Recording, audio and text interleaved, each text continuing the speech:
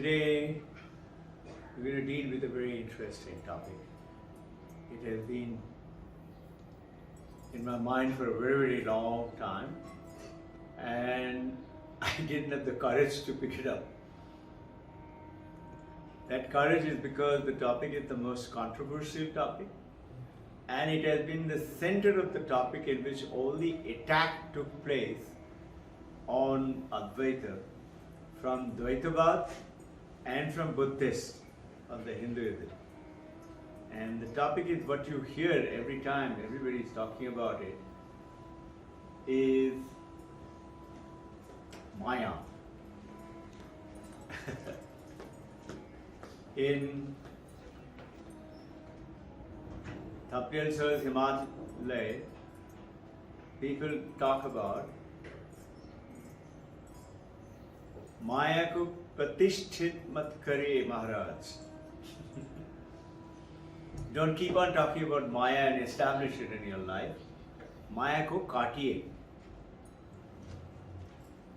So this Maya has been a topic which generated from thousands of years, ancient time. All religion has got this word, Maya. And Vivekananda presented this to the World Forum and he gave a special 3 lectures in London on Maya, and it is there in the Jnana Yoga. So it's apparently a very complex subject, and apparently Maya is considered to be something which is very difficult to understand. And that's possibly was the reason why I was contemplating over it again and again. Many a time I got the urge to take it up and talk, share with all of us. And many a time I said, not now, maybe a little later. One of the reasons was also thinking, are we ready to receive it? Because it also talks about our ancient philosophy of India.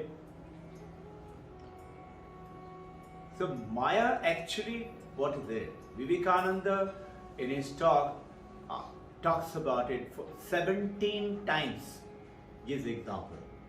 Now, what is Maya? For example, if you look carefully, the desert and water cannot coexist. You cannot have water in the desert and call it desert. But desert and oasis exist, and in that mirage of the oasis coexists very easily. In the desert, a mirage is a very common phenomenon. And Swami Vivekananda is talking about in one of his journey through Rajasthan, he was in a camelback and they were going into the desert, and he was feeling very thirsty, and he saw, and he started to take his camel across, and soon enough he realized, he is a very wise sage, he realized this is a mirage. So he turned around the camel and started to walk back, and as he was walking back, now he looked back once again, and now he knew it is Maya. So here he recognized it to be, let's say, we keep talking about the snake and the rope, very famous Vedantic example. See, the snake can coexist with the rope. It is not real, it is apparent. But the apparent is the Maya. That snake which is not there at all. So, what is this? What is the relevance? It's the same thing like the beautiful blue sky. Actually, the sky is not blue. You all know sky is colorless. It has no color. And which is that color which has got no color? if you go into the science, you will see it is absence of all color is the black color. And when you mix up all the color together, it becomes the white color, right? If you do it in equal proportion, it becomes white. So, what is this then Maya? The Maya is that it has got two concepts. One is Brahman and the other Maya. They coexist. The desert and the oasis, mirage, coexist. The snake and the rope coexist in this samsara. The Maya and the Brahman coexist. And this Maya is considered to be the power of God. Like Paramahamsa Ramakrishna takes the example of a cobra snake. He said, just see, imagine that little snake's poison, cobra's poison, can stun the frog or the rabbit for the snake to swallow it up completely. As you know, they don't tear and eat, they just swallow the whole thing, and it can stun totally. It can kill. It can give terrible effect to you and me. One tiny drop of the snake poison. But he's saying that Maya is like, Maya is God's power, the poison is cobra's power. And cobra and the poison coexisting. That poison does not affect the cobra at all. In fact, it is his power. The Maya is not affecting God at all. It is his power. This is Brahman's power. Brahman, Ishvara, God. So, in which, this is where I am saying that the color blue and the blue color sky, they coexist. Though the blue is actually not the color of the sky. It's an appearance. It appears to be blue. You say, no, what is the color of the sky? The correct answer student should say, it appears to be blue. They should not say sky is blue. And it is like when you look at a beautiful full moonlight. You look at the full moonlight, you enjoy the full moonlight, but you never say, what a beautiful sunlight. Because the light of the moon is not there. So, a very interesting topic, and it is taken off for years together, for thousands of years. The topic is, for those of you who just walked in, is Maya, Brahman and Maya. And this, you know, everywhere, anything that you say, I remember Sir Donald Walter. You remember Kriyananda Swami, Paramahamsa Yogananda's direct disciple. And he happened to come and be with us. Come, check. And he was with us. He visited us many, many times. Very devoted follower. He is the one who started off the Ananda Sangha worldwide today, on the lines of Paramahamsa Yogananda's thoughts. And whenever I have had a lot of individual long talks, and he used to come and sit in our school, spend 2-3 days together. He used to sing to all our parents and children. And whenever I would ask him, why is it? Like I had given an example. I asked him one, I have a habit of asking stupid questions. People can take offense. I asked him once, have you ever experienced Samadhi? And he was very nice and very honest. He's no more. He left his body about 4 years ago in Italy. He is an Italian. He said, Dr. Ghosh, my guru told me you will never experience Samadhi. He had already stamped him. Paramahamsa Yogananda told him. And he was honest. I mean, it's a great thing for a Ananda Sangha leader to say that. He can wisely keep quiet, he can smile, he can not answer, whatever, he can do all that. He didn't. Suppose they asked him something, why is that? And he would say, this is my karma phala. You know, you will hear many people hide behind these excuses. Karma phala. And sometimes he will say, oh, this is Maya. And what is this Maya? Everybody hides behind this excuse. So remember, a mirage in a desert can coexist with the desert. The mirage is the appearance of the water. Actually, it is not there. It is appearing to you. Dark alley, you're going down to the temple, evening time, and you see a snake. Your partner, your friend, your wife, your husband says, and you say, wait, what? Wait. So you take out your flashlight, camera, mobile, and switch on the light, and you say, no, it's not a snake, it's a rope. The thing, that snake did not take a birth from an egg. No? And when you threw the light of the knowledge, the snake disappeared. Why? Did it merge back into like a magic into the rope? No. It was never there. It was an appearance. And the same thing is the Maya, what is happening to you and I. Brahman and Maya coexist. And Maya is the power of Brahman. Brahman is another name for newcomers, is Ishvara. God. Satyam Jnanam Anantam Brahman. Taittiriya Upanishad. It is the name of Ishvara, God. Brahman in Advaita language. Brahman, Ishvara, God and Maya coexist.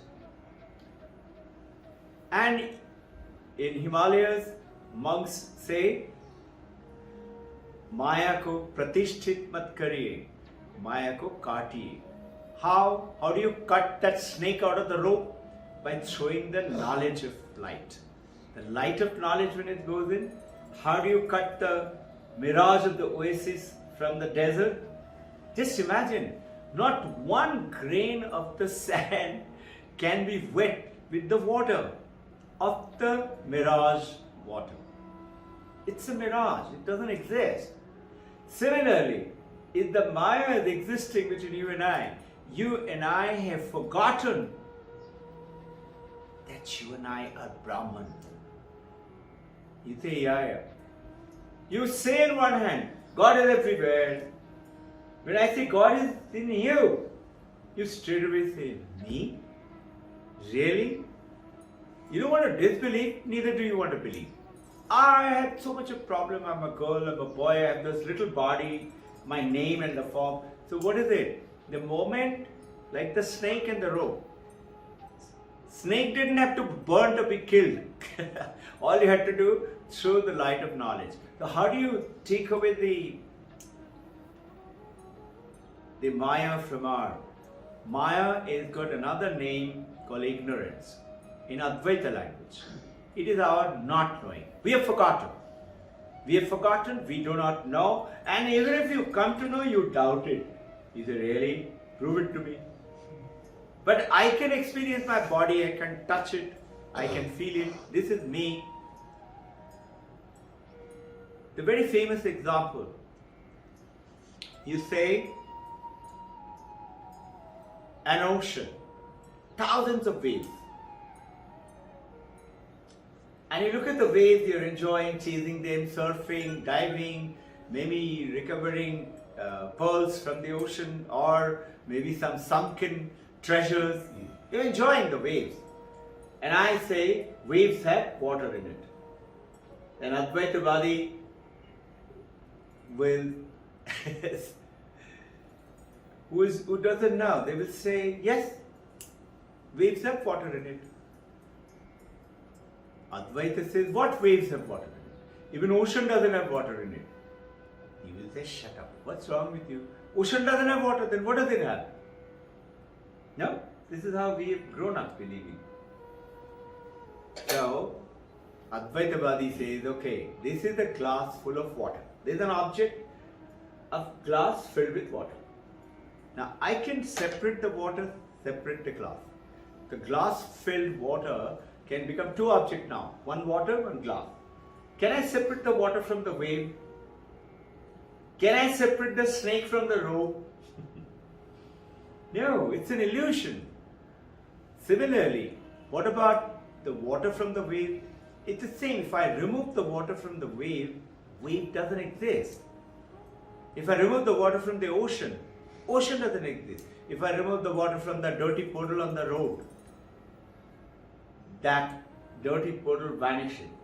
The water is what? Water itself has chosen to be the wave, or the little bubble, or little froth, or a huge tsunami wave, or the ocean, or whatever.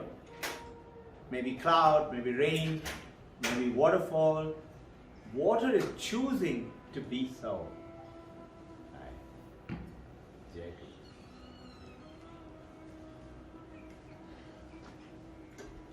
Over here, it is the Maya, is the Shakti, is the power of Brahman. Just like, remember I told you Paramahansa Ramakrishna's example, cobra and its poison.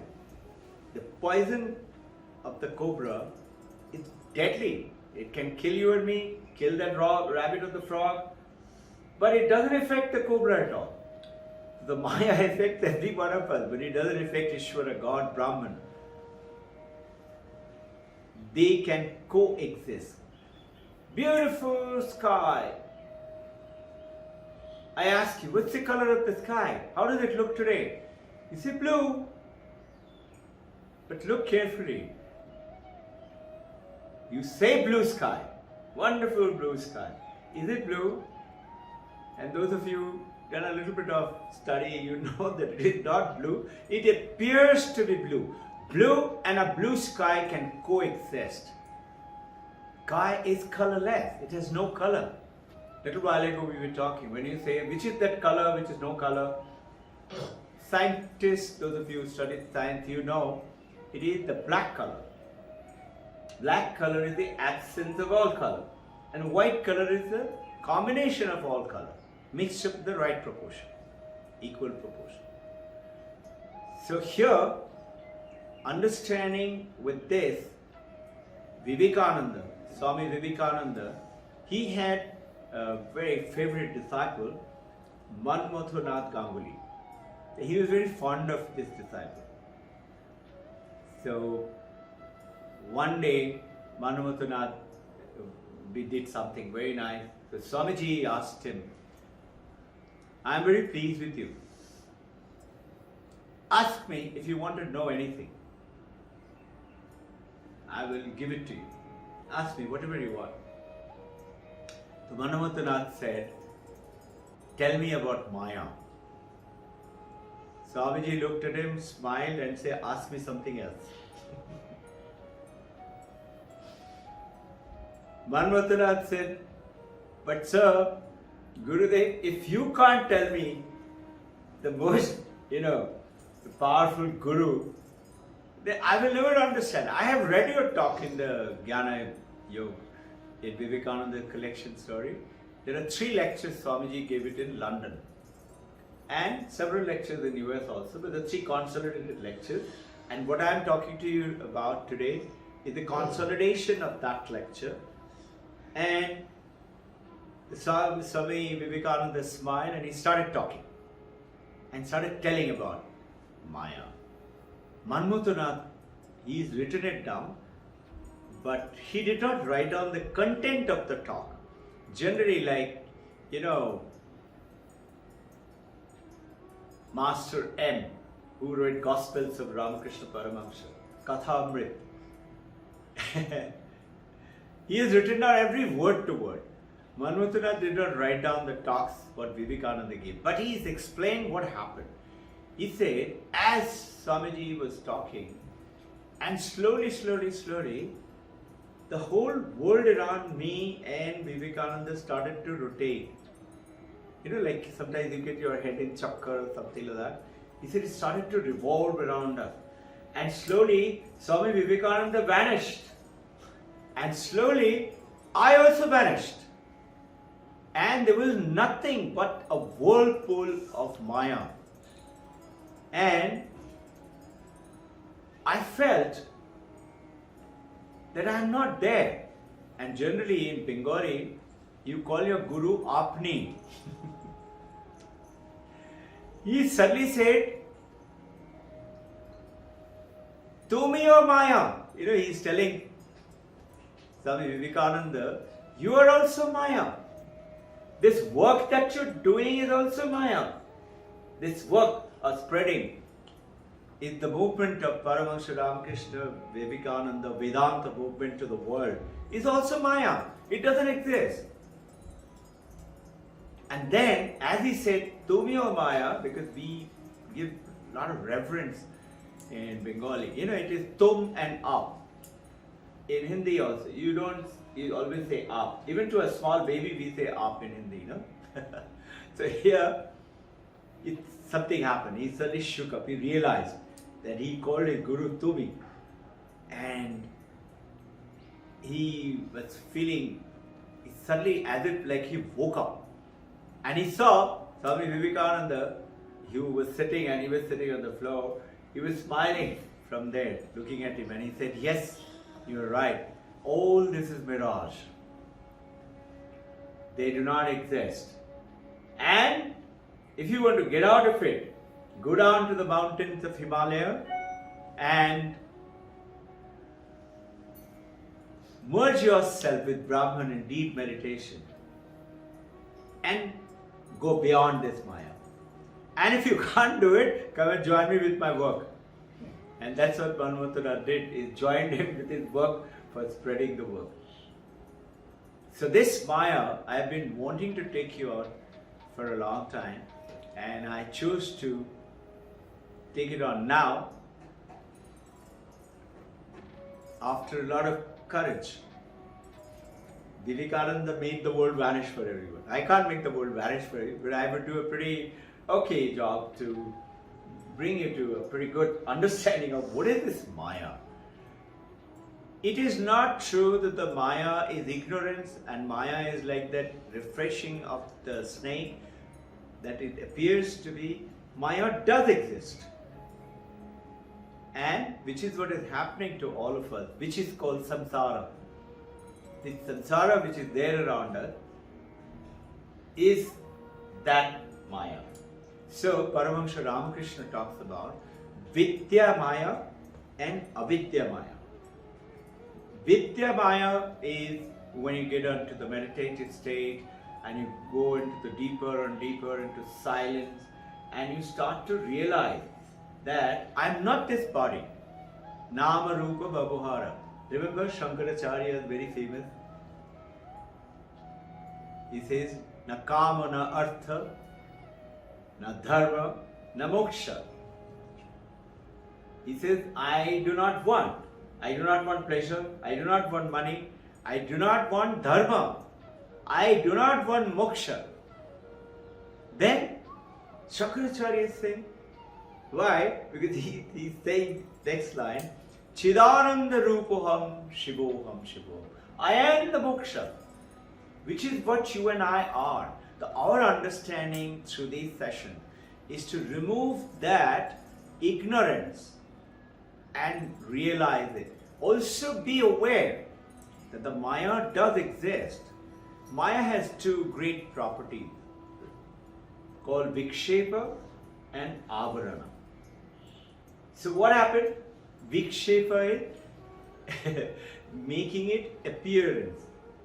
Like snake appeared from the road. The blue sky appears when actually it is not blue. The oasis appears, but just think, not one grain of sand can become wet with the water of the oasis. It appears.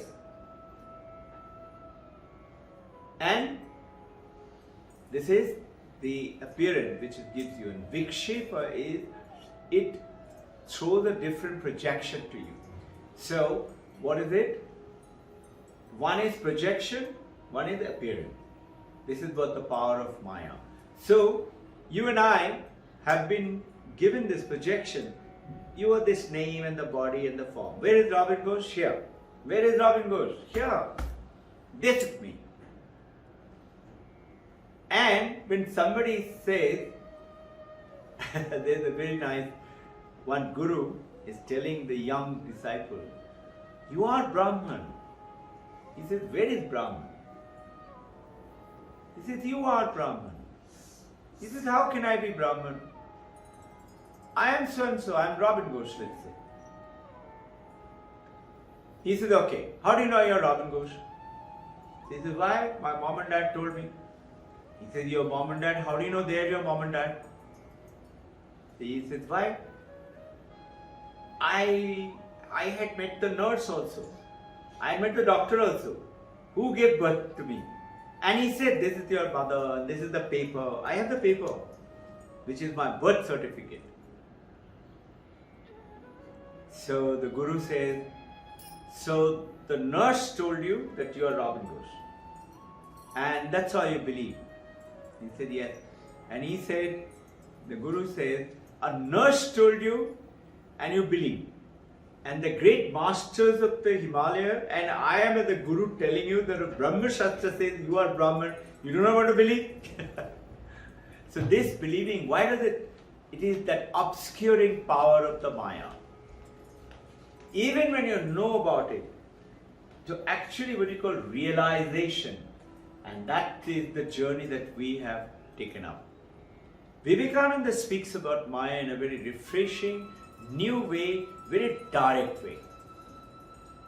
Unlike it has been given many classical approach to Maya, in many ancient religion it has been there, and Indian philosophy, Hindu and Buddhist, everybody believes in this word called Maya. The Buddhists including. From the other schools of Hinduism like Tantra, like accept Maya like Vaishnavas, the power of God as Shakti. It is the Shakti. God's power is Maya. God is, as per Sankhya philosophy, is Prakriti and Purusha. Purusha is the consciousness that you and I know as a Vedantist. Who are we? We are not Mano, Buddhi, Chitta, Ahankar, Na Aham. Shankaracharya is saying, I am not mind, I am not Buddhi, my intellect, I am not my ego, I am not my memory either. Mano, Buddhi, Chitta, Ahankar, Na Aham. And goes on to say, Chidananda Rupoham Shivoham Shivoham Nityaham Buddhaham. I am that eternal. Why do I need? And last week we covered what Gaudapada say. Gaudapada is saying nobody is in search. Nobody is searching for God. Nobody has been liberated. Nobody is in the journey for liberation. Nobody is ignorant either. What is Gaudapada? Remember, very interesting approach he took it. He said, suppose you're a girl, and do we have to make special work to make your body a girl? No, you are. The same way Gaudapada is saying, I am liberated. Why do I need a journey to liberation? So what is that journey to liberation? Is the mind and the body which deludes itself like the snake appeared to be. It is like if I say this table, it's a teak wood table, and if I say this is a teak wood table, the moment I give it a name, table, just see, it is a particular table which is made of teak wood. But when I talk about teak wood table, it has got legs, it has got body, it has got tabletop, different parts. I've got hand, I've got face, I've got body, I've got tummy, different parts. The moment you say teak wood, notice the whole thing is teak wood and everything else is teak wood. The moment I say It is the water alone which has become the bubble, the froth, the wave, the ocean, the rain, the waterfall. It is the water alone. It is the consciousness alone which is you and me. In different name, different form, different function. So what happens now? How does it help in our day-to-day life? See, we have realized, have you realized, the moment you say, I am like that, who's that I am like that? Who's that I? We think that I is this name, body and form. My mind. I get migraine attacks. Who said that? I said that. Do you mind? It's my body, I know. Vedanta said you don't. Your body may be having some problem, but that's your body. Paramahansa Ramakrishna, 3 days to go to die. Recollect? Hari Maharaj, Turya Maharaj in Kashi Kukur Bagan comes down in the morning, and Turya Maharaj later on, Hari Maharaj then. He says, Thakur, in Bengali, he says, Kemon acho? Thakur said, I've got very bad pain, I can't eat. You know, he had a throat cancer, supposed to be most painful. Can't eat anything. Instead of, feeling sympathetic, Hari Maharaj smiles and says, but Thakur, you are looking as if you are in bliss. And Paramahansa Ramakrishna, instead of getting bugged and mad, 2-3 days to go for death, somebody like me will say, what the hell do you know about what pain do you have? Something like that. I would have retorted like that, maybe. He smiled and he says, in Bengali, he says, Shala dore peleche, rascal has caught me. This is what it means. I'm not this body, I'm not the name. Yes, I'm playing to the role. Now, when you get enlightened, when you are Paramahansa, just understand, you are not stop being a wave. You're still in that samsara ocean. You're still the wave. But what happens in our day-to-day life with this knowledge of, he realizes, I am not this wave. I am water. I'm playing the role of the wave. Maybe the tsunami wave or a bubble or a little wave or a big wave. I'm playing the role, but I am not the wave. And so are everybody else's water. So my wife, my husband, my children, my parent, my maidservant, my dog, my plant, everything is consciousness. Paramahansa Ramakrishna in Dakshineshwar Mandir, many of you must be knowing fully, he was doing puja and he was doing arati and he started to give the prasad. And he is to be known to also feed Mother Kali and then give the prasad. Sometimes he would eat himself and give it to Mother Kali. But this day he did even more than that. What did he do? He started to do the puja to a cat which had walked in. And the Pandits and all went and complained to Mathur Babu. Do you know what your favorite Pandit doing? He's giving it to the cat. Mathur Babu knew him very well. He said, you go easy on him. Let him do whatever he wants. When they asked, Paramahansa Ramakrishna says, I saw the entire universe, world, everything is the same Brahman, same consciousness, in everything, Chaitana. I saw the Mother Kali is walking in the form of the cat. I was offering to the cat. So this is what happens to you and me in the real world. It doesn't mean you suddenly start feeling like running away to the mountain Himalaya and sit in a cave.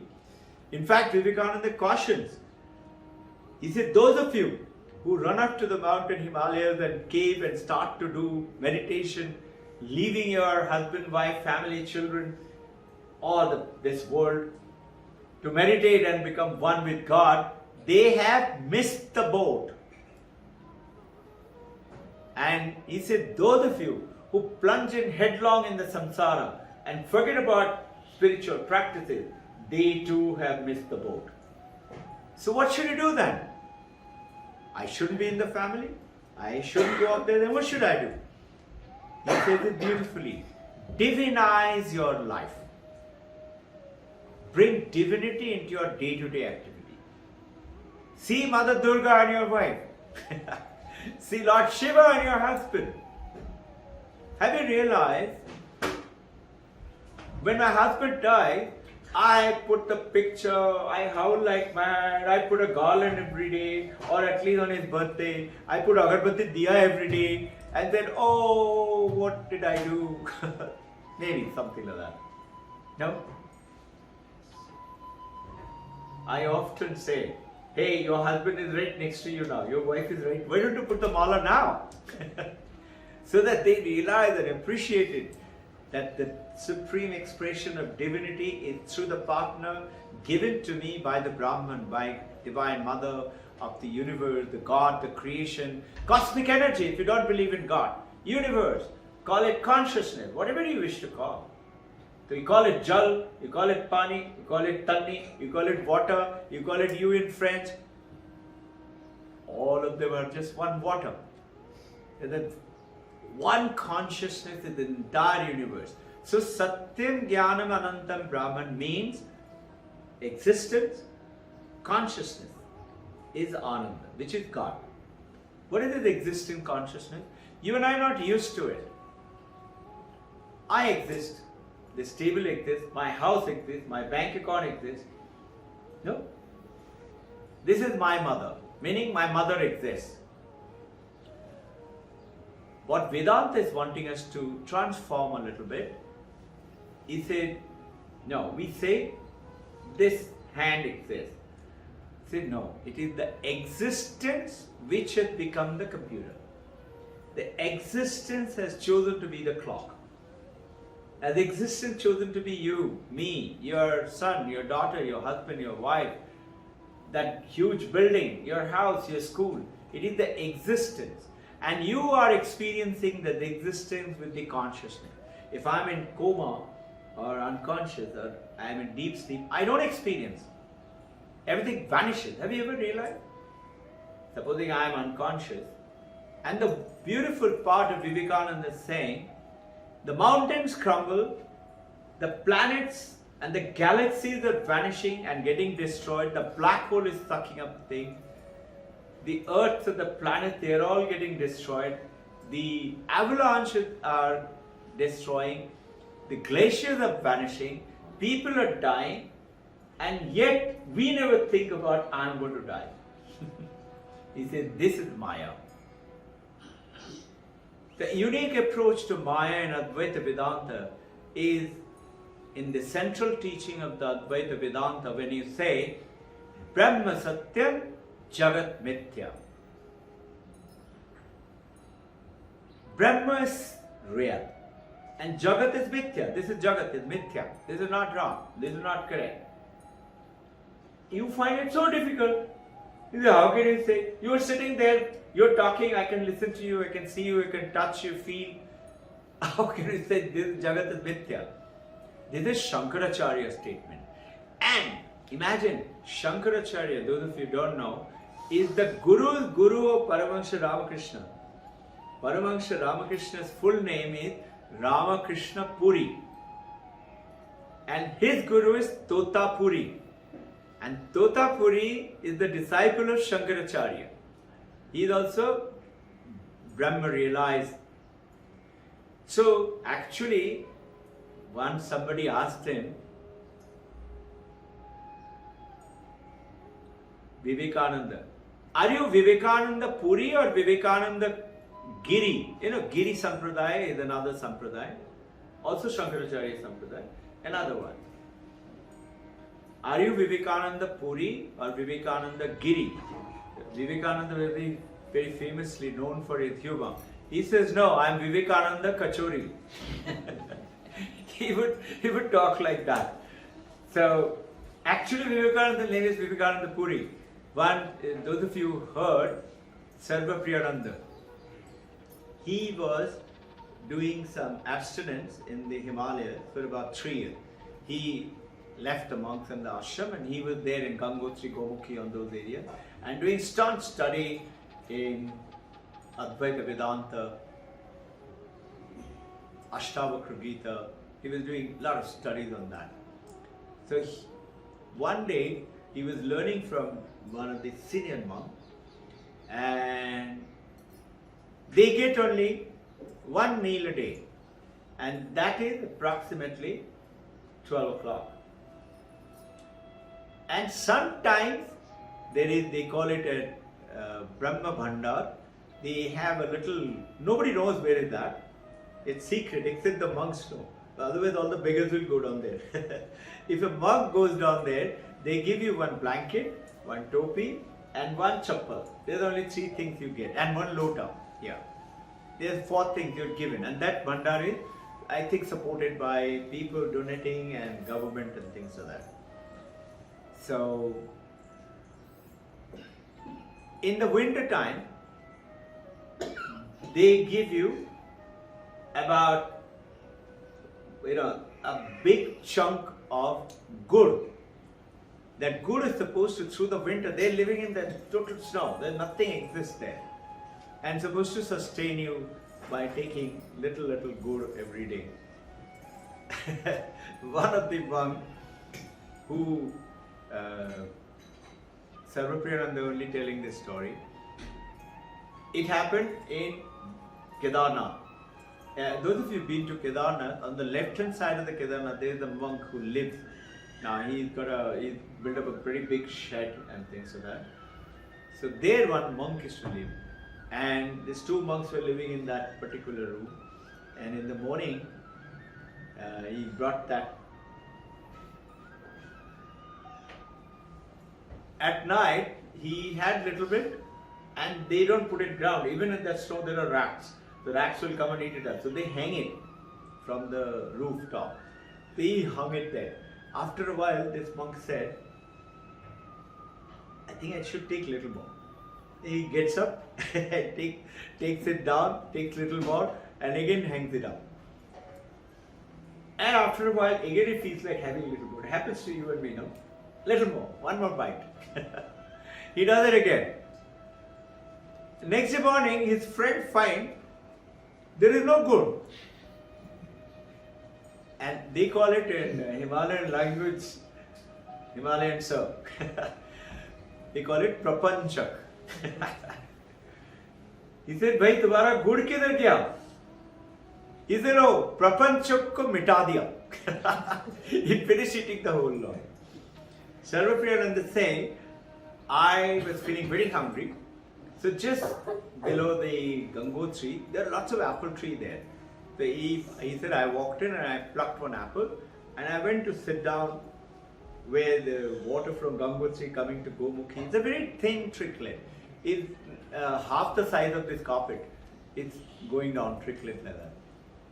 And he said, and then it is becoming wider and wider, the avalanche water are joining up. And by the time it reaches Rudraprayag, Devaprayag, you've seen wide. I am lucky to be blessed with somebody at Kedarnath, somebody at Badrinath, and somebody at Devaprayag, Ganesh Maharaj. He is for last 24-25 years. He's been in regular touch. Almost every week he'll give me a call. And he shows me. I say, Ganga Maiya ko darshan karaiye. And he'll take his video. He's got a little mobile. He'll show me. I had taken a lot of those films over there. And you will see that the water keeps changing. You know, it's crystal clear this time. So clear that if you throw a coin, you can see down there. But a little earlier, a little before this, that water is so muddy and so fast that you can't cross the Ganga. Otherwise, you can cross the Ganga.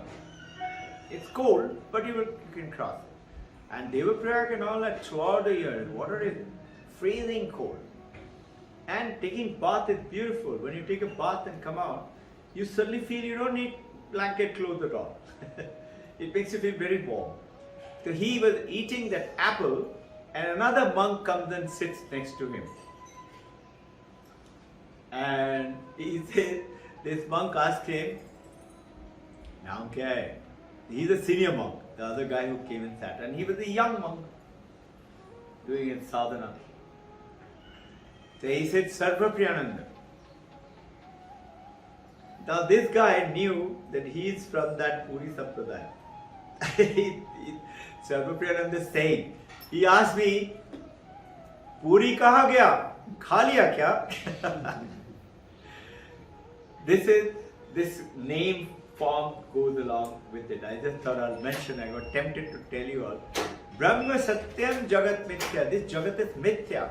But Vivekananda and Paramahansa Ramakrishna both went and changed that and said Brahma Satyam Jagat Satyam. And Jiva Brahme Vanaparaha. Jiva Brahma Vanaparaha. Meaning, Shankaracharya said, Brahma Satyam Jagat Mithya. Then who am I? Who are you? You are the Jiva. Who is Vanaparaha? That is, you are none other than the Brahman. And this is what Gaurapada, Guru is Guru of Shankaracharya.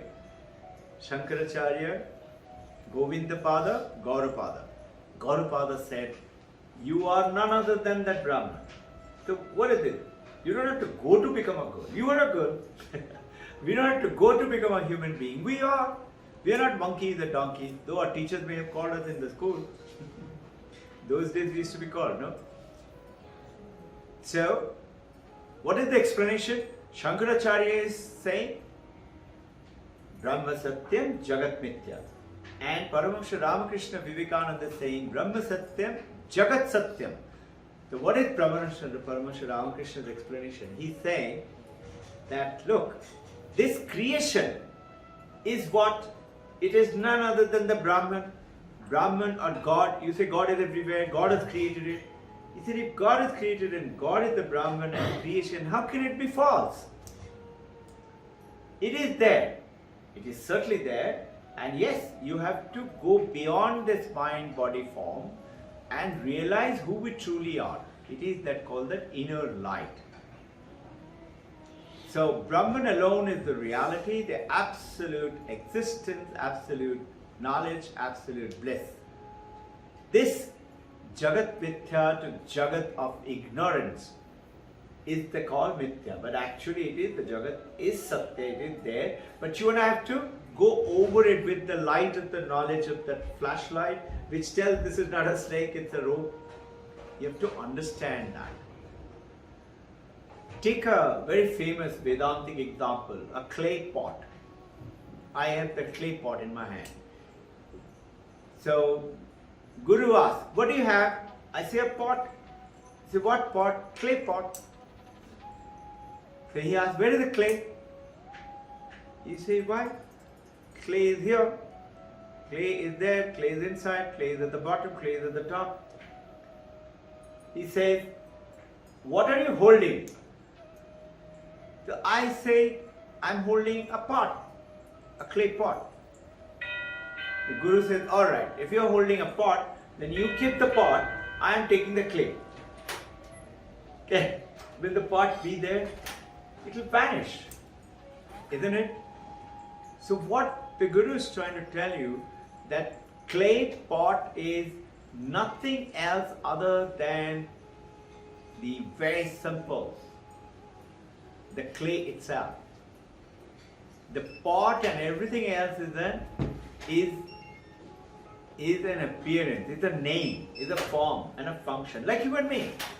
We have been given that name and the form and the function. And we align ourselves with that name, form and function. And we say, this is me. And that this is me is the Maya. So this, why Maya has got another name called ignorance. We do not know. We have forgotten. Our essential understanding is what? To understand this, apply it in our day-to-day life. It is not difficult to see that Brahman in everyone, in everything, especially your close relatives. How can you fight with your wife or husband when you say, Divine Mother Durga is in my wife? Or Lord Shiva or Krishna is in my husband? I have a different perspective now. I see Balagopal is in my child. I need to express the divinity from within them. They need to realize too.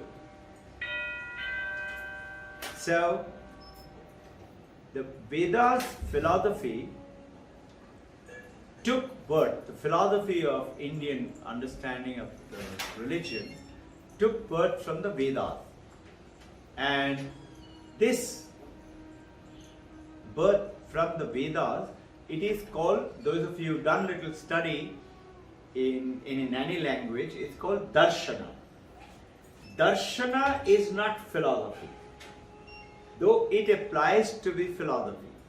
The study of philosophy in India is study of darshan. But the meaning of philosophy comes from the Latin word philosophia. You'll be surprised, philosophy means to think, whereas darshan means to see. To see. The Indian philosophy talked about that you should see it, you should realize it, you should experience it. What is the difference here? What is the understanding? See, yours and my gurus and pandits and everybody says, you will see God when you die, when you go to heaven. Where is heaven? Up there. Now, just imagine.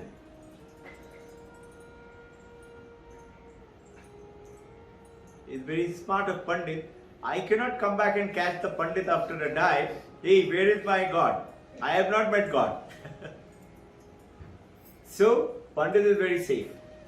Yeah? If you are a good girl, good boy, then you will meet God. When? After. Notice, it's a time word. Heaven is a place word. But Advaita Vedanta says, God is here, God is right now, God is all around you, God is within you, God is everywhere. So, my question is, show me God in this. A smart intellectual will ask you, where is God in this clock, in the glass of water? And this is what we dealt with about 2 Sundays back. And maybe we will touch upon it depending on the time today. So, philosophy literally means to see. Now, otherwise, the values and the beliefs which is there in the world today is a point of view. The Indian darshan is to see, whereas Luc Ferry is a French minister, and he wrote a lot on philosophy, and you'd be very happy to know. You know, French and English, they're at loggerhead with each other. Luc Ferry wrote that entire book referring not one British author. He is referred to Indian Vedanta. And he is saying that the closest word to the Indian Vedanta of darshan is theoria. It is not philosophy. Philosophy is to reveal, is to experience, is to think. Whereas philosophy means that, darshan means to see. I should see it. If I show you God today, just now here, like Vivekananda was shown by Paramahansa Ramakrishna. So what made Narendranath become Vivekananda? And because of which the whole world is today understanding Vedanta. He took the Yoga, 1893, first time into the world. And thereafter, today, it's $1 billion industry in the Western world. Is this mindfulness meditation, which you and I practice over here. Before that, it was not known. There's a beautiful book by Philip Goldberg. I've shared with you all sometime. It's there in the library. It is talking about American Veda. The name of the book is American Veda. The Indian Veda, American Veda. American Veda came into birth because of Philip Goldberg says, because of Swami Vivekananda, and 20 years later Paramahansa Yogananda. And he's written 2 different books, American Veda and one is on Paramahansa Yogananda. How the Indian influence, those of you who heard this name, Schopenhauer. Schopenhauer is supposed to have studied Upanishad in Latin translation. You all know about Shah Jahan and Dara Shikoh. You heard about the names in our history, right? Dara Shikoh was very fond of philosophy and spirituality. He got hold of an Upanishad and he translated it into Persian. He was a Persian prince.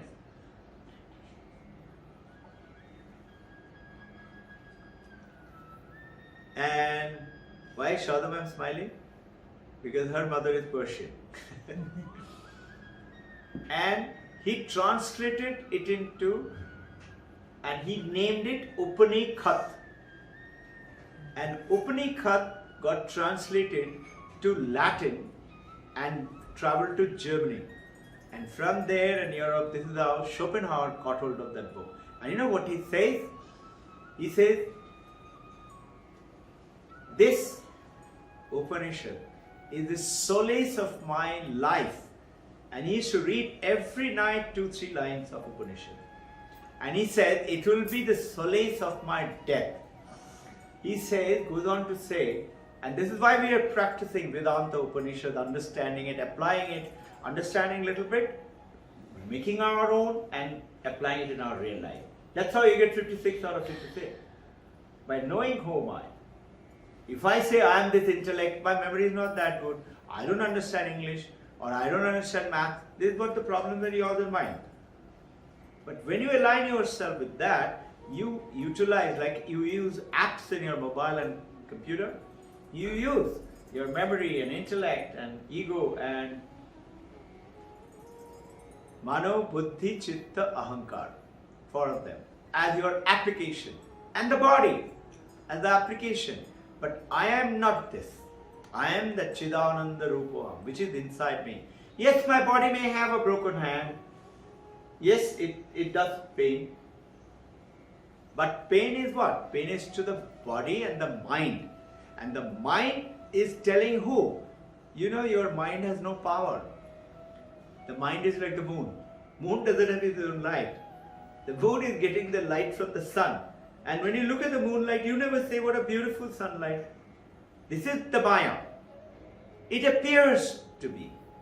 And we are very, very happy to say, wow, so beautiful moonlight. Have you ever heard anybody saying this is such a beautiful sunlight? Similarly, you will see, but once you realize it, when somebody says, who are you? Who am I? And you will see, they quietly smile. 2 sons sent up 700 years ago to Guru. 15 years of teaching, they came back. Eldest son, Guru, father. Father is also a Brahma Rishi. Ask elder son. Son, tell me, what is Brahman? Who is Brahman? And the son goes ahead and narrates from various Shastras and various Upanishads and quoting Vedanta. The father kept nodding and didn't say anything. And after that, he asks son, younger one. He says, what is Brahman? Who is Brahman? Same question. The younger son, with his head down, he does that pranam and he stays silent. The father is very pleased. He said, you are the only one who's understood. Because Brahman, and a beautiful word by Paramahansa Ramakrishna, he said, you know, in Bengali and in other languages like Oriya, you say oita. In Bengali you say eto, meaning it is not touched by tongue. If supposing I'm eating something, I cannot give it to you unless, you know, we are very close or something like that. It is eto, it is touched. The Brahman is the only thing in this universe that is not touched. You cannot explain through the word. Some other time I will take you about how the word cannot explain Brahman. So these are powerful sciences of knowledge there with us in the Vedanta, in the Upanishad. You and I must take the journey. So, understood Darshana and philosophy and theory. Luke Ferry. You know, after the Darshana came the Buddhists. 2500 years ago, Buddhism.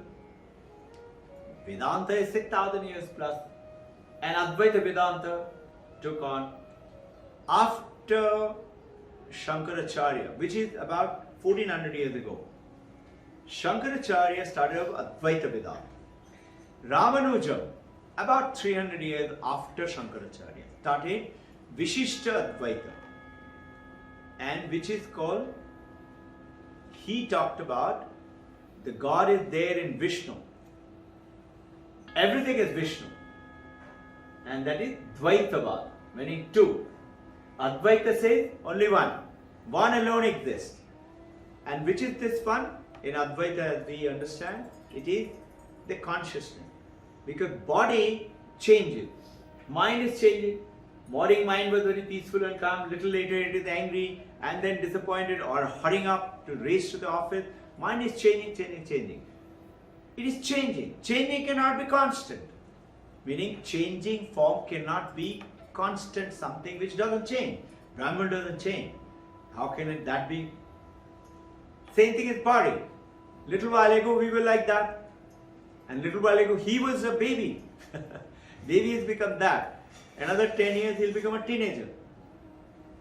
And imagine his mind now, and when he was a baby, like the baby Reeve who just walked out, what is his mind? What was our mind? And what is your mind now? You're a teenager now. And now your mind, imagine you become an adult youth. What is the mind of an adult youth? And imagine that adult youth now become adult middle-aged. What is the mind there? Notice it's changing. Change and constant cannot be one.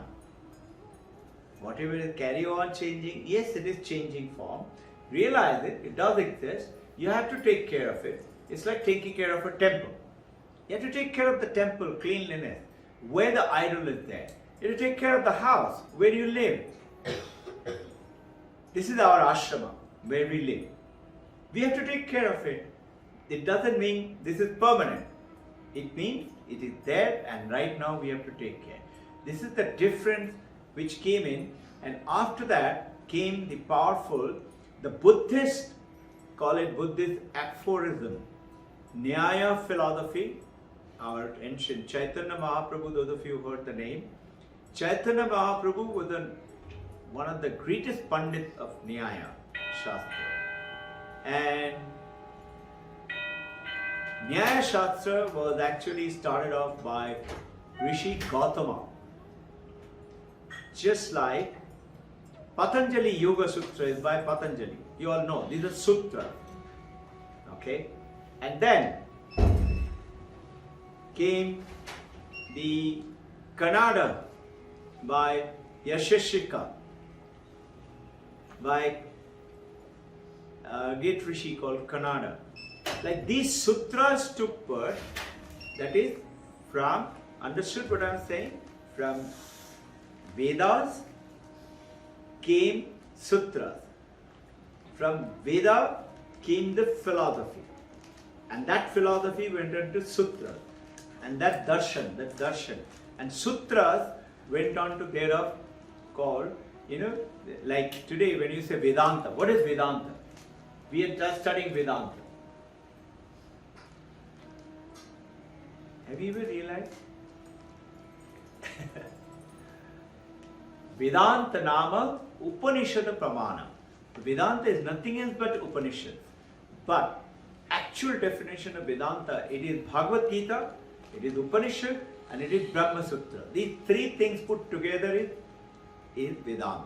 Knowledge contained in Bhagavad Gita, which is nothing else but quoting of Upanishad, in most of the places exactly line to line. And which is Krishna. Krishna's plagiarism. Borrowed it from Upanishad, that's telling Arjuna. And then comes, IB is strongly against plagiarism, by the way. You cannot copy. You have to write everything on your own. And they all will show you. They can do it very well, very beautifully. Then came 1,000 years of attacks on Advaitavad by the Dvaitavadi, Ramanujam, which is about 300 years after, 300 to 400 years after Shankaracharya. After Shankaracharya left his body, imagine. Can you imagine? Shankaracharya at the age of 8 became a monk. At the age of 16, he became Jagat Guru. At the age of 32, he left his body. And what he has created, today, you and I take several generations of life study, still we do not understand it. Or we take time to understand it. This is the power of that Shankaracharya. And yet, his disciples, he says Jagat Pitya. And Paramahansa Ramakrishna proves it to the world. And Harvard Divinity School has done intense research on this. So is NYU, New York University, of David Chalmers. He's the head of the philosophy department. Even Thompson, British Canadian University. Ned Block, also from NYU. They're all great philosopher, mind-brain consciousness unit. If you Google it, they're talking about it, called Hard Facts of Consciousness in the Western world. They're still not very clear about consciousness. They cannot explain how does this computer is seen by me. Light falls on it, a picture is created into my lens, an optic lens. That in turn goes and sends tiny electrical particle. Computer doesn't enter my eye. Tiny electrical particle goes into my brain. Brain sends it to tiny particles to the mind. Mind from the memory says this is the computer. Supposing I had never seen a computer, I would know this is a computer. So memory connects it. So I say, oh, this is a computer. Now the question is, how does mind get the power? Mind gets the power from that consciousness. And that is why when you and I are in deep sleep or unconscious, we do not know anything. We do not know. We do not connect with anything. If I am in coma, the whole world is vanished for me. The world doesn't exist. Now look at it another way, very simple way. What is this world? You say this is the world. There is the earth, Switzerland, America, Japan, China, mountain, river, ocean, desert, people, my family, my car. No, that is our samsara. Look carefully. Understand it this way. Think about it. Reflect on it in your meditation. Will all this be there if you are conscious? Yes. Will all be there if you are not conscious? No. And consciousness comes to the mind. It is called reflective consciousness. The term is called Subconscious Mind by Joseph Murphy. There is a beautiful book, Power of Your Subconscious Mind. Power of your subconscious mind is that it's got tremendous power. What about the power of the consciousness? And that's what we are trying to tip you on, and that's how you all get 56 out of 56. Not easy, but it's very simple. It's just called alignment. Aligning yourself to know, yes, I have to operate through the body, mind, and name and form, but I am not this. I am something else. So when I'm not understanding, I will stay with it. I will stick to it. It's called Titiksha, Vedantic language. I will not give up till I understand. And it will come to you. It will come to you. You can say, philosophy teacher taught me or physics teacher taught me. I am studying it, but sir, I am not understanding. The disciples go to the rishis and say, not understanding. They say, okay, study Vedanta. Sir, I am studying. He says, study more. And it will come. When you stay with it, it will come. Because you are the Chidananda Rupa. What is saying I cannot understand? It's our mind is saying I cannot understand. Who says I am good in English and poor in math? It's the mind is saying.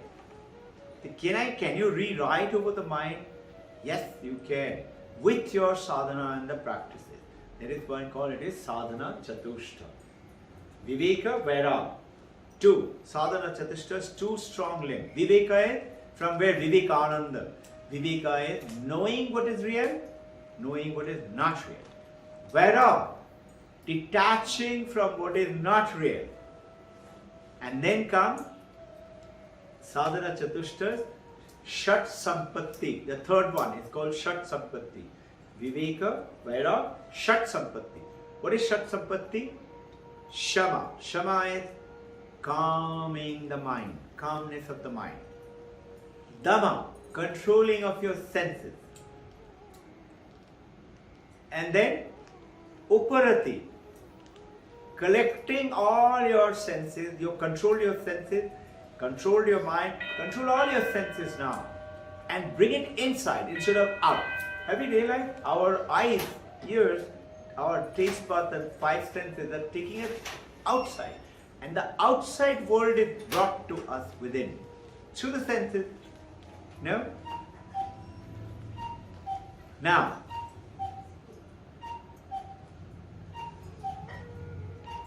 don't mind this clock. This clock is kept half an hour before so that I get a warning. That is my warning. 30 minutes left.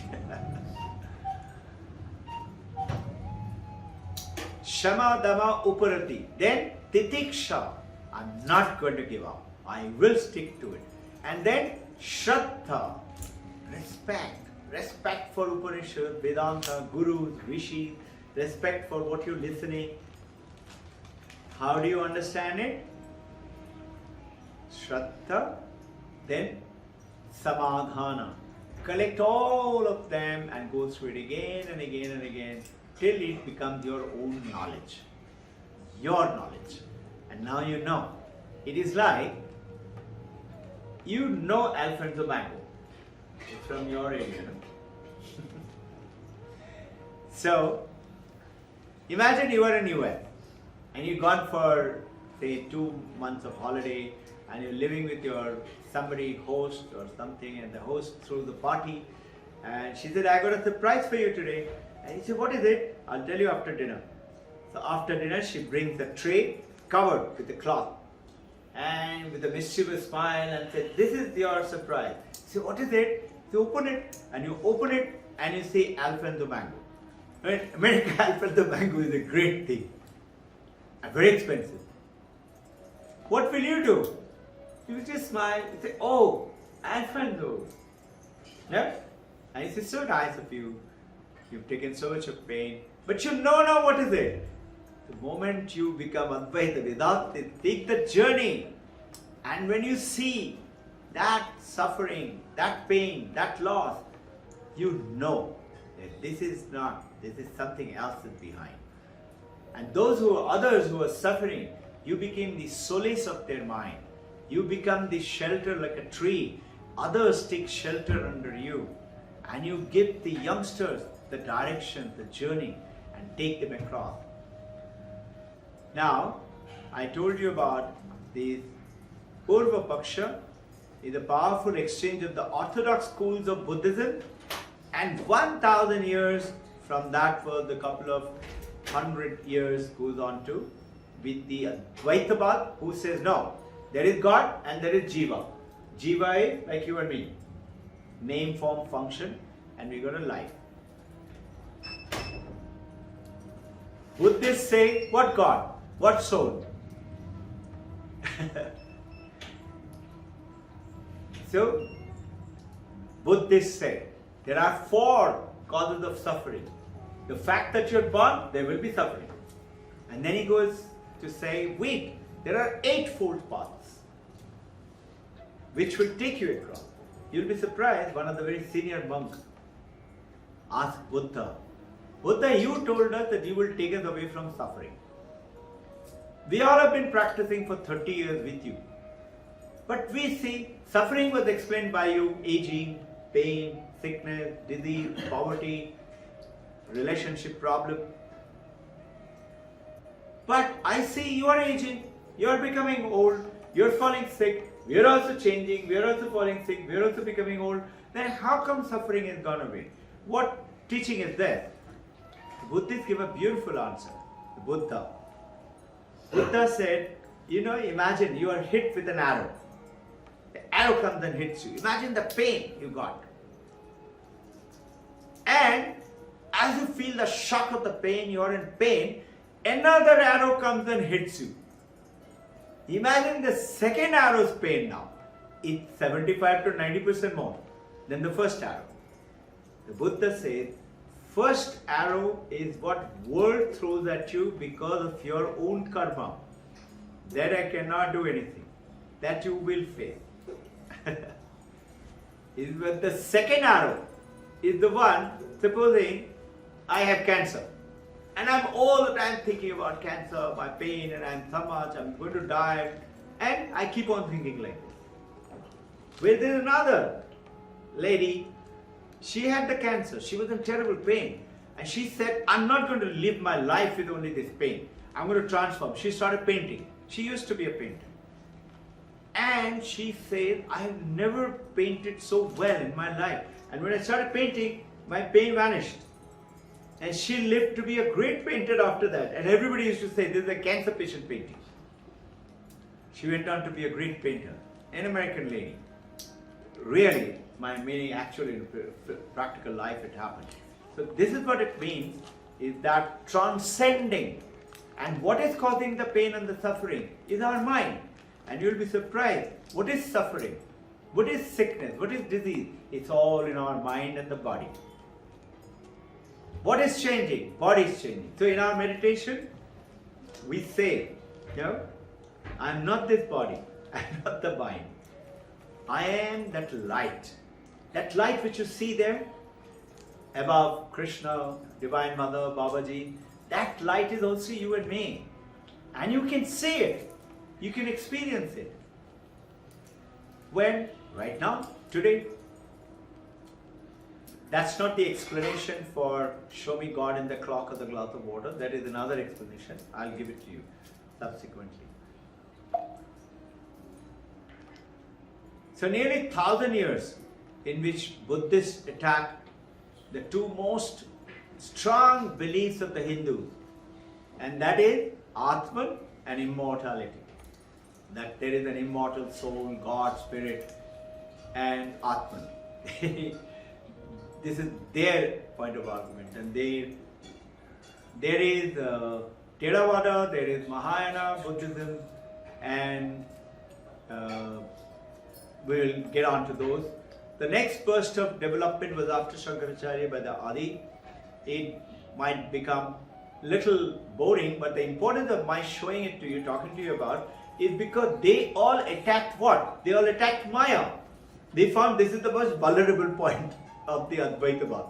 What is Maya? And this is why what Vivekananda took on that explanation of the Maya. And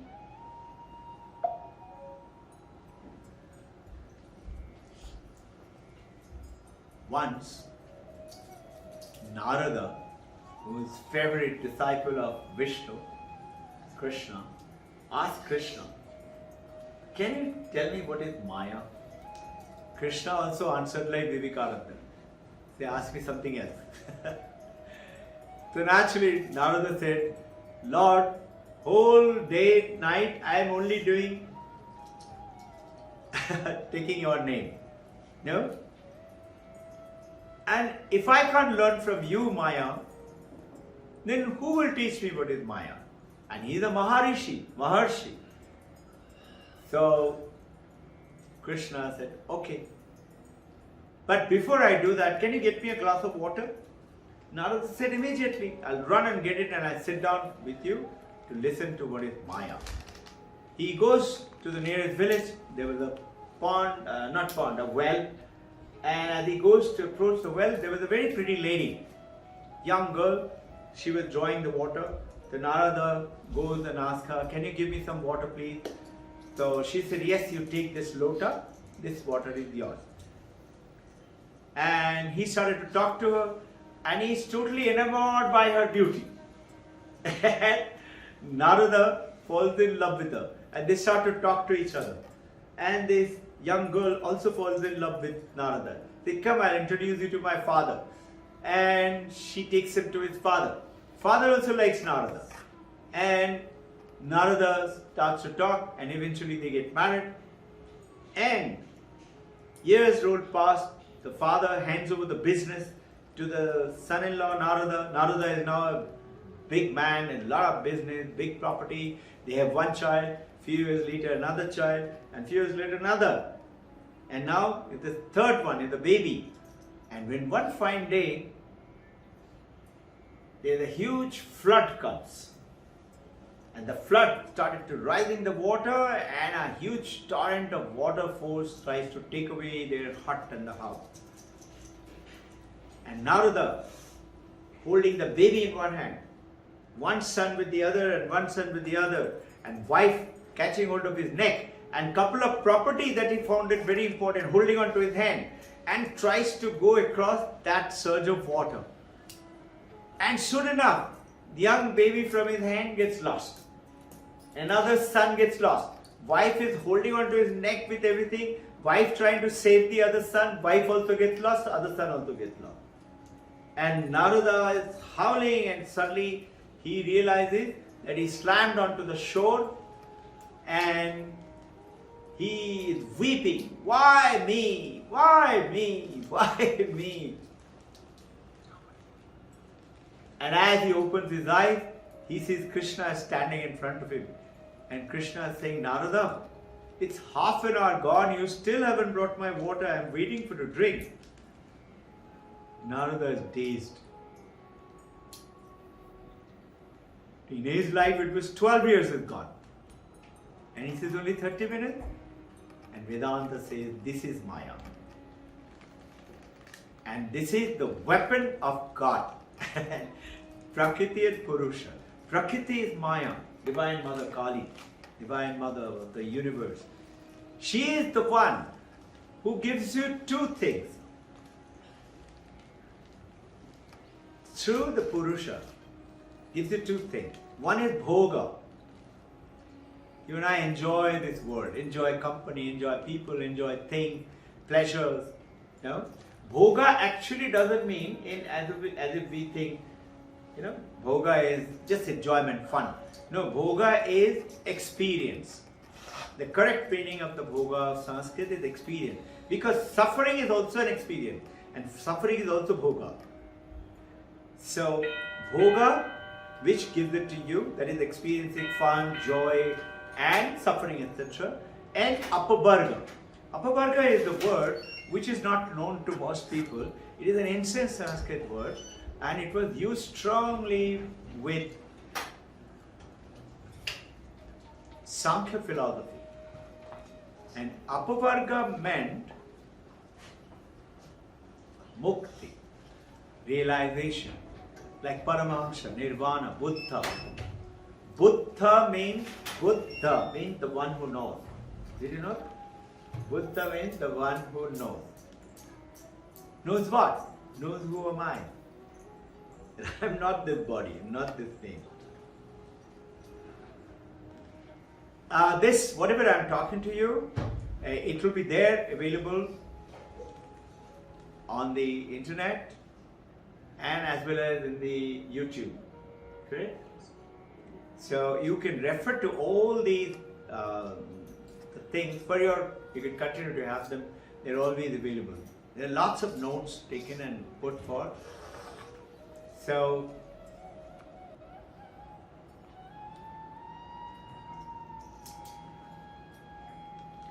what is the problem? Problem is the ignorance. So another name for Maya is called ignorance. Answer to Maya is Jnana. If I don't know French, answer to not knowing French is learning French. The answer to Maya, which is creating this suffering, bhoga, and is obliterating to us from apavarga. Apavarga is enlightenment, is because of the knowledge. Our intention is to understand, learn, practice it, make it sadhana, and understand and follow it. And then what? Become more effective. What? As a student, as a wife, as a husband, as a parent, as a child, as a scientist, as a professional. And what? Most important, the moment you're effective, you have no shortage. No shortage of what? Anything. Whatever you want in your life. You have to just think of it. You'll be surprised. It will happen to you. And as per Vedanta, 12 years of life, if you have told no lies, not only you can't even, the thoughts will come. You have to erase it and willfully say, I'm going to not tell lies. Even in a joke, hold on to that truth. That's the power. This is what it meant, which was given in Mundaka Upanishad. Not Mandakya, okay? Mundaka Upanishad. Satyameva Jayate, which is the Ashok Stamba. Satyameva. You know what it Meva means? Truth alone. Alone. Only truth will make us win. But have you realized we find how many adults today or children who don't tell lies? This is the power of this practice, that we hold on to that truth and the beauty. You love to meet a guy who is a liar, who you can count. Whatever he says will happen. Why? Because he doesn't tell lies. I know that. The moment you know that, have you noticed your relationship increases? I remember one French gentleman in IB meeting, and we had a 3-day workshop, and whole day we were spending, and somehow he liked me and he was sitting all the time next to me. Wherever we, different sessions, but he will find a place and he will come and sit next to me. We are again together. So during the lunchtime, he's telling me about his married life. And he said, I'm not happy. This is my 3rd marriage. So I was wanting to tell him a little bit about Vedanta, seeing the God in your wife. But before that he said, and she tells lies. And just because of some money she tells him lying all the time. And I know she's telling lies. See how the lies take you away from each other. And of course I implanted into him a little bit of Vedantic understanding of that. And he became much calmer of that. He stayed in touch with me for about a year and 2 after that, but we lost touch again. So now, Maya is what actually, it's like an ostrich being chased by a leopard or a lion, ostrich in the desert. You know what they do? They turn a corner somewhere, and the moment they turn the corner, a rock or a sandy dune or something, they put their hand inside the sand, and they think they cannot see anything, so nobody can see them. Of course, leopards and tigers, the lion, they will catch them, desert lions. So, this is what it exactly means. This picture I've given it here, not the ostrich. I've given the picture a man has put his head down under the sand and saying, this is what is Maya. So, ignorance is the problem, and jnana, knowledge, is the solution. So, this Maya, for ignorant, you cannot say that it is. This is Maya, meaning you cannot define it. You understood? Understanding Maya. And you cannot say it is not. So it is something which we are all the time experiencing. You're talking about it's very good to see Brahman, it would be good to see God. But you do not understand or realize it because of that projection and avarana and vikshepa, 2 powers of the Maya, that you are all the time with God. God is everywhere around us. God is in everything. It is like a fish in the ocean telling, what is water? It is like a Robbin Ghosh wave, playing, having great fun. I'm fun and enjoying with my friends and playing along. And suddenly my friend says, hey, Robbin, can you see that black line? I said, yeah, what is it? Hey, that is the shoreline. I said, shoreline? What is shoreline? I'm a wave in the deep ocean. He said, that's the line where you're going. I said, really? What's going to happen there? He said, you're not going to be you anymore. I said, what do you mean by that? He said, you won't be a wave anymore. I said, shut up. How can it be? I won't be a wave anymore. I am wave. This is what you and I say. Have you realized? We go to pay respect to somebody who has died. We give condolences to their elders and juniors and seniors and sons and daughters and husbands and wives. We never think I'm going to be lying on that bed one day. No? Never think. And this is what I covered last week. Didi Visha. We love to live in this body. We don't want to change this body. We want to keep on staying. Body is aging. I will cope up with this aging. Little pain in the knee, little pain in the back. It's okay. And you continue. This Robbin Ghosh wave, he says, shut up, I don't believe you. The friend says, what a fool. He says, I'm not going to play with you. He goes away. Robbin Ghosh's wave face is small. Another wave comes. Now I like that wave. That wave is a Vedantist wave. He comes. He says, hey Robbin Ghosh, what happened to you? Why are you looking so small? I said, this guy tells me I'm going to die. He said, what did he say? He said, that shoreline, I'm going there, I'm going to die there, I'll not be wave anymore. He said, that is true. Now I like it. I said, really? He said, yes, it's a Vedanta's wave. He said, yes. You will not be a wave anymore. You will die. I said, what will I become? You will become water. I said, what is water?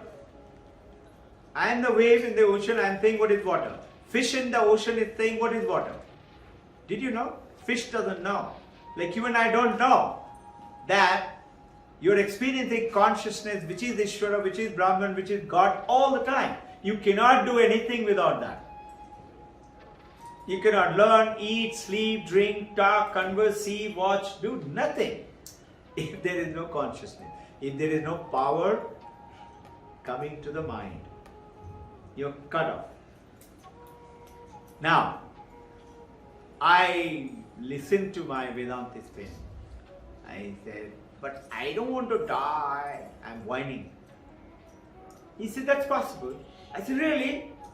How? What do I have to do? He said, just become still. Still? What is still? Just become calm and quiet. Shama, Dhamma. You remember that Sadhana Chatushta? So did you know? Sadhana Chatushta, Viveka Vairag, that is 1, 2. Third is Shata Sampatti. Shama, Dhamma, Upurati, Titiksha, Samadhana, Shraddha. And the fourth one is Mumukshatta, Mumukshatta, Mumukshatta. Intense desire for knowing the truth, being liberated, being in the samsara, being in the family, become more effective.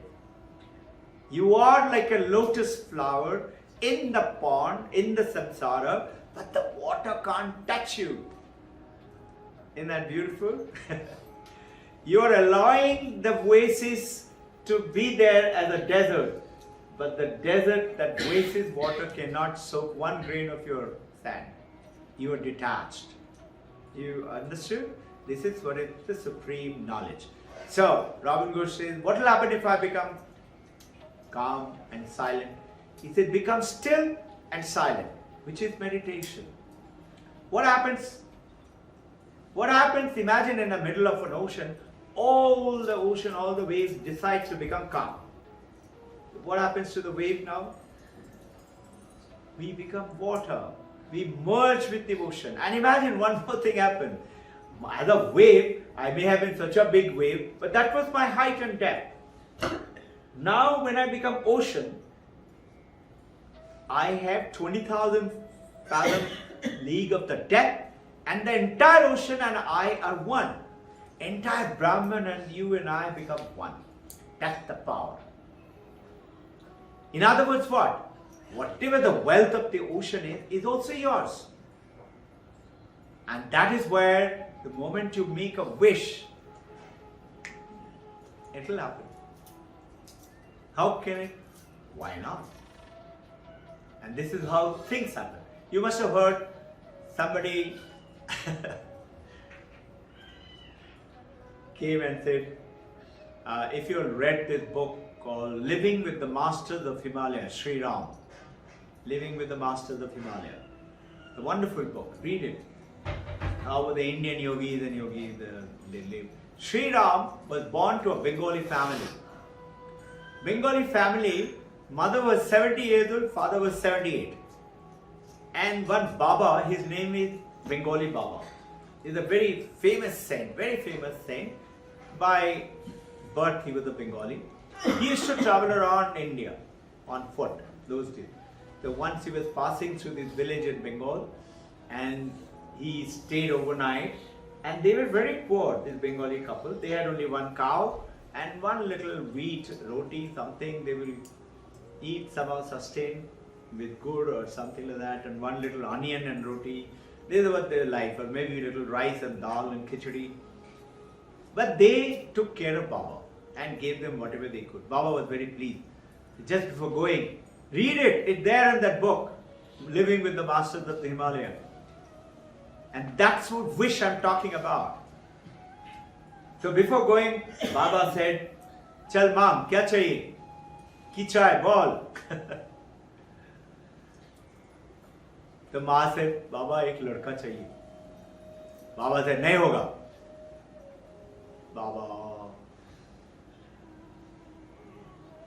Baba said, नहीं होगा. As he was going, just outside the door as he goes, he turns around and smiles. हो सकता है एक condition पे. What condition? When he is 6 years of age, you have to give him to me, otherwise he will die here. The mother said, okay. Sure? Otherwise he will die here. He said, yes. We'll give him to you. We want a son. Now anyway, one son will be there. And she gave birth to a son. At the right time. And son was born. Son was Sri Ram. And he grew up. When he was nearing 6, Baba came. Baba said, mother started howling, how can you be so cruel? How can you take away my son like this? Baba said, okay, I'm going, but he's going to die. Then poor mother doesn't want son to die and said, okay, Baba, you take. He goes with Bengali Baba and becomes a great saint. And during this journey of sainthood, what a mischievous boy he was. He's written down himself, his autobiography. He was really wicked. What all he used to do. And all those things he's written down very truthfully. He became a great saint. He created this Himalayan industry of Ayurveda and medicine. You got it? Yeah? And is there in Rishikesh, is there in US? In US, in one of the lectures, Sri Ram, he left his body around 82.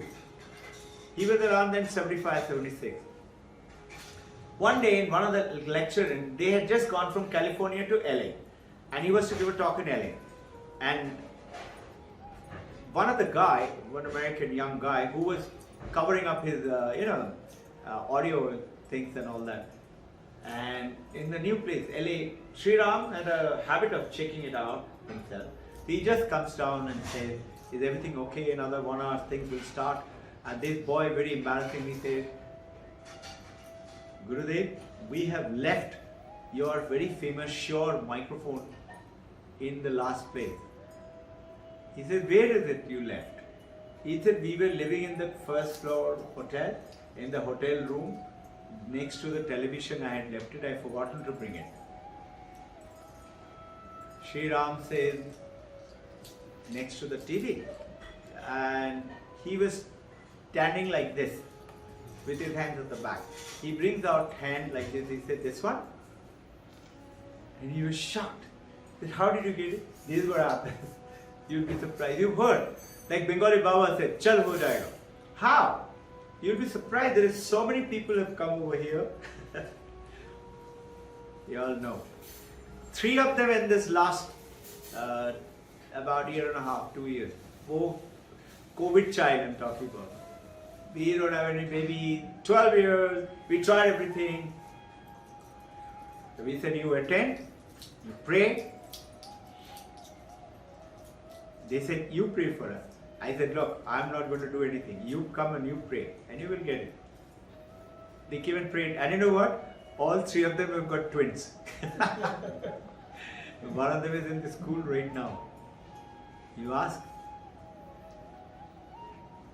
So what happens? Suddenly you get connected to this supreme consciousness. And you suddenly realize it's just, and you don't feel like, supposing you're craving about chocolate, and you go to buy chocolate and Swiss chocolate, and you fill up your cupboard. Your cupboard is stacked with chocolate right next to the bedroom. You will see, suddenly you will lose all interest in that chocolate. It's there. No?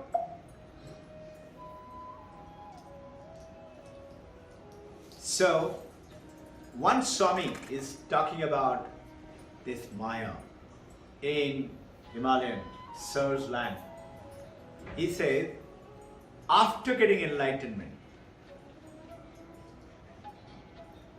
they have all the answers, but they have no question. And before enlightenment, people like you and me had thousands of questions, but no answers. And this is the difference between that Bhoga and Apavarga.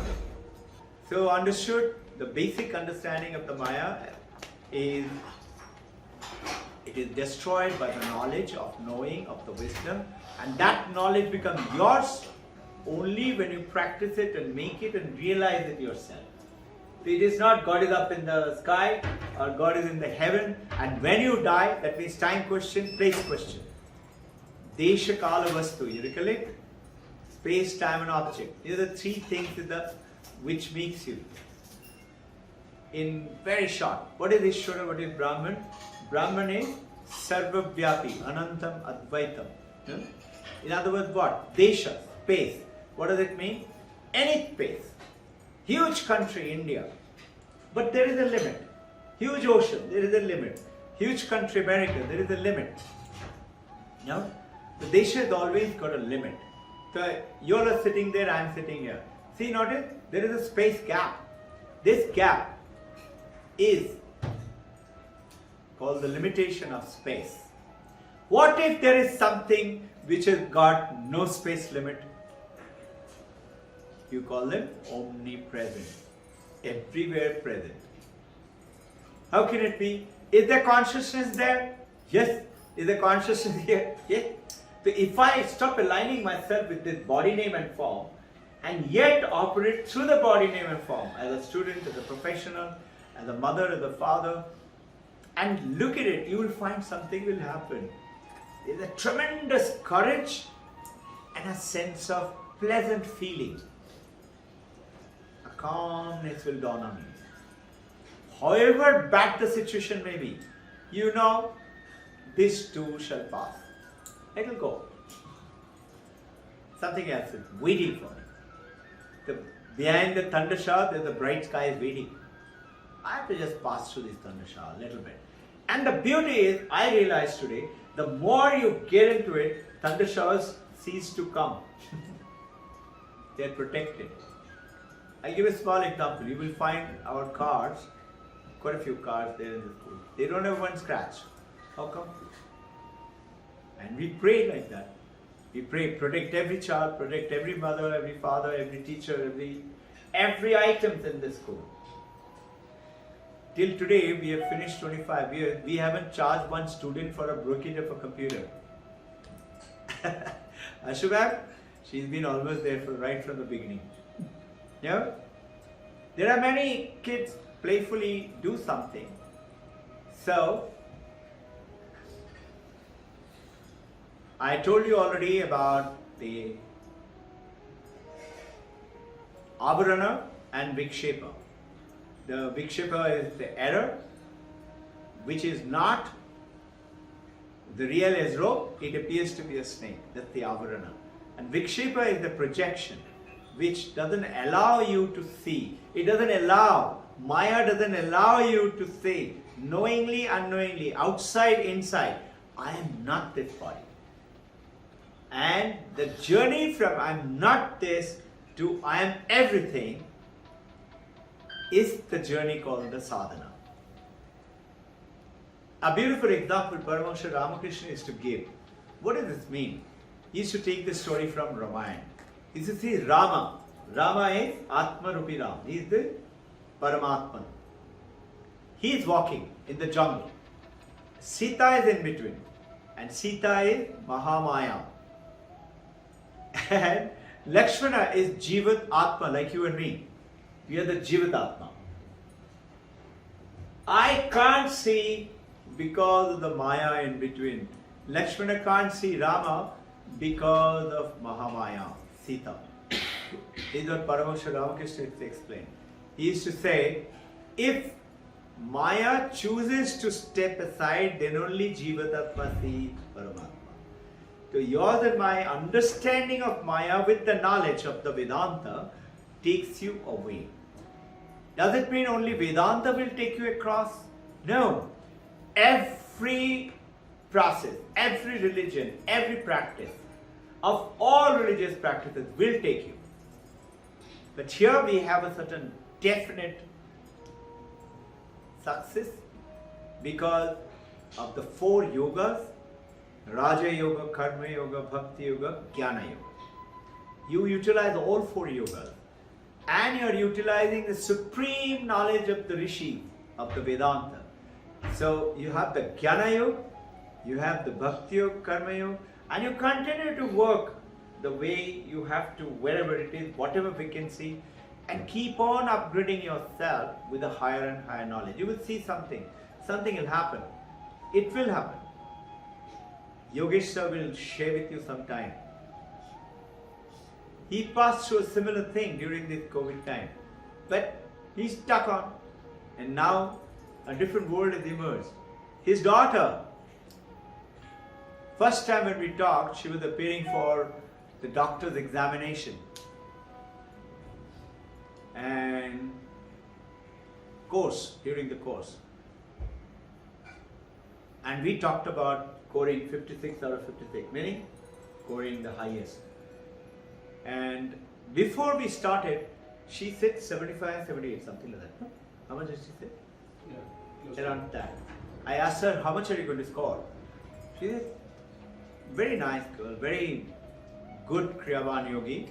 She said smilingly 78. So I said, why not 100? And we talked about it. You know what? She became the top. She stood first in the course. She scored 100 out of 100, but she scored very near to become the top. And she's continued in that. Right now she's going for masters, no? Can you imagine? So this is that call. Uncovering, discovering the secret power from within is parenting, is schooling.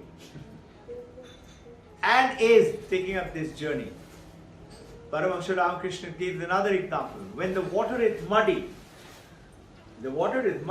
you cannot see sun and the moon. But the water is crystal clear. You can see clear, beautiful reflection. So yours and my mind should not be dirty with those cravings, desires and failures. They may come, they will come in life, in everybody's life they will come. But you have to look at it with the wisdom and the knowledge. Initially you will try to say, why me? And soon enough something will say, hey, Mr. Robbin Ghosh. So there is another beautiful example was given to Swami Sarvapriyananda. He was sitting in that Gangotri and torrential water, rainy time, mud and trees and plants and parts of house was flowing down the river Ganga. I had visited just after the Kedarnath flood, just after that, 7 days time, just to go and see there. And we saw what devastation it had done. Unbelievable, unless you go there and see it. So, one monk asked, senior monk tells Sarvapriyananda, can you see this water? It's so muddy, it's so dirty, it's dangerous. This is Ganga Pani, but you cannot use it. You cannot use this water. You cannot take it and take it to your home. Because it's very dirty and muddy. He said, संसार में विषय का मन ऐसे ही होता है, like that muddy water. He said, but you come in the winter time, the same Ganga is crystal clear. You throw a coin, you can see the coin. You can walk across that river easily and you carry that water. You'll be surprised. I've got here from Gangotri, from Gomukhi, from Kailash Manasarova, from Kedarnath, those water, Alakananda's water and Ganga's water, they don't get stale. I got it for more than 15-20 years in a one jerrycan. It is there. And we keep sharing it with all. That water doesn't go bad. That, he says, is the mind of those who practice, those who do sadhana. Here the junk keeps on submerging and going down and down. Come, we will do a little bit of exercises, follow up with meditation.